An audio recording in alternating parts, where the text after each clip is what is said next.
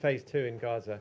When is the soonest that we could see that being implemented? And then separately, you said at the top that you want the US to play the role of mediator that brings about the avoidance of war and ending conflicts. How do you square that position with a possible military intervention in Venezuela? Thank you. Well, first of all, a couple things. Wanting to pursue peace and secure peace does not necessarily come at the expense of your national interest. We reserve the right and retain the option of defending our national interest. Now, in the case, again, we're going to talk about Venezuela. Let's be clear. Maduro has made multiple deals with elements around the world, including with the Biden administration. Okay, Maduro made a deal with the Biden administration, and here's the deal he made. And I only say this to you not because we want to get back to that deal, but just as an example of why the guy cannot be trusted to keep deals. It's a problem.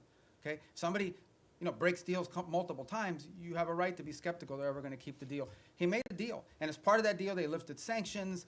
They released his 2 nephews from federal custody after their conviction. They sent back his bagman, Alex Saab, and all these sorts of things. He released political prisoners, and he promised to have free and fair elections. He didn't have free and fair elections. He rearrested or exiled most of those political prisoners, so he pocketed all the benefits and lived to none of those commitments.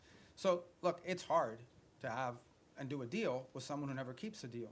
Now, on the broader perspective of what you're asking about, let's be mature here. Yes, there are issues where we want to pursue peace if that is possible, but we also have our national interest. If our we're not going to reach a peace deal with narco-trafficking bans. We're not.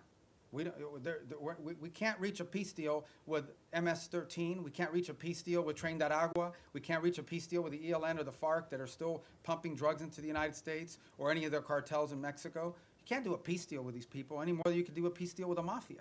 So I think it's important to understand that's different between warring factions and nation states around the world where we feel like maybe we could act as a bridge to bringing about the differences. But when you're talking about things that directly implicate the national interest of the United States, and no one can argue that transnational criminality and terrorism in our hemisphere is not a threat to the national interest of the United States, we have to we reserve the right and have the right to utilize every element of national power to defend the national interests of the United States. And no one can dispute that. And every country in the world reserves the same option. We just simply have more power than some of them do.